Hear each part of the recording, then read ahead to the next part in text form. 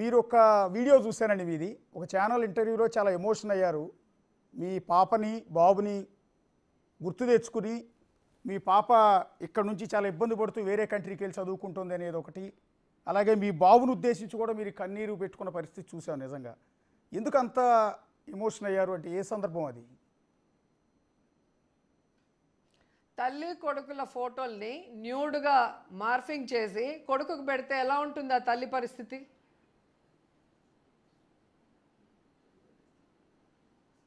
ఎంత దిగజారిపోయారు కూటమి ప్రభుత్వం వాళ్ళు, అర్థం చేసుకోండి. ఎంత దూరానికి వీళ్ళు వెళ్ళిపోయారు ఒకసారి చూడండి. ఒక మహిళ అడిగే ప్రశ్నలకి సమాధానం చెప్పలేక ఇది దొంగ దెబ్బతీయటం కాదా? మాకు చేత కదా అలా చేసి పంపించడానికి. అలా చేస్తే తప్పు.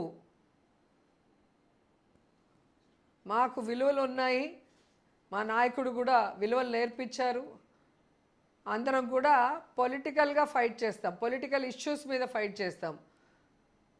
ఇలా పిల్లల మీద కుటుంబం మీద దెబ్బ కొట్టే మాటలు మాట్లాడటం అనేది చేతగాని దద్దమ్మలు చేసే పని. కన్క్లూడ్ చేసే ముందు మిమ్మల్ని ఒక మాట అండి. బేసిక్గా మీరు పదే పదే అంటున్న మాట ఏంటంటే రాష్ట్రంలో రెడ్ బుక్ రాజ్యాంగం నడుస్తోంది, మా పార్టీ నేతలందరినీ కూడా రెడ్ బుక్లో రాసిన విధంగా అరెస్టులు చేస్తున్నారు అని. ఆ రెడ్ బుక్లో రోజా గారి పేరు కూడా ఉందని అనుకోవాలా? ఫస్ట్ ఉంటుంది పేరు, దాంట్లో సందేహం లేదు. ఈరోజు మిథున్ రెడ్డి గారి అరెస్ట్ ఏంటండి? అక్రమ అరెస్ట్ కాదా? ఈరోజు ప్రభుత్వం మద్యం అమ్మితే కమిషన్లు ఇస్తారా, ప్రైవేట్ వ్యక్తులు అమ్మితే కమిషన్లు ఇస్తారా? రెండోది, మీరు ఏదైతే మద్యంలో గోల్మాల్ జరిగిందంటారో అన్ని డిస్టిలరీకి చంద్రబాబు నాయుడే పర్మిషన్ ఇచ్చాడు కదా, మరి వాళ్ళెవరి మీద ఎందుకు కేసులు పెట్టకుండా కేవలం వైఎస్ఆర్సీపీ నాయకుల మీద, కొంతమంది అఫీషియల్స్ మీద ఎందుకు పెడుతున్నారు? ఆ డిస్టిలరీస్ ఓనర్స్ మీద ఎందుకు కేసు పెట్టలేదు?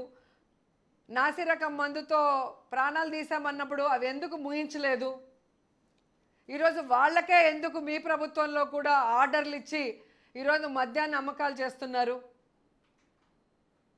ఈరోజు ఈ మద్యం మాఫియా, మద్యం సిండికేట్లకి సపోర్టివ్గా ప్రభుత్వంలో ఉన్న మద్యాన్ని తీసుకొచ్చి వాళ్ళ చేతికిచ్చి 43,000 బెల్ట్ షాపులు మళ్ళీ పెట్టించి, పర్మిట్ రూములు పెట్టించి, 5 స్టార్ హోటల్స్లో ఫీజెస్ తగ్గించి మందు విచ్చలవిడిగా చేసుకుంటూ 9% పెంచుకొని అలాంటి చంద్రబాబు నాయుడికి లంచాలు ఇస్తారా? ప్రభుత్వం నుంచి మద్యం అమ్ముతూ లిమిటెడ్ టైంలో 43,000 బెల్ట్ షాపుల్ని రిమూవ్ చేసి, పర్మిట్ రూముల్ని రిమూవ్ చేసి, మద్యం షాపుల్నే 33% తగ్గిస్తే మీకు లంచాలు ఇస్తారా? ఇది కేవలం చంద్రబాబు నాయుడికి వ్యతిరేకంగా గట్టిగా నిలబడ్డామని పెద్దిరెడ్డి ఫ్యామిలీకి కానీ మా ఫ్యామిలీకి కానీ వేధించడం కాదా? అక్రమ కేసులు కాదా? నేను అడుగుతున్నా. అలాగే నిన్న మీరు చూశారు మా భానుప్రకాష్ గొడవ ఏంటి?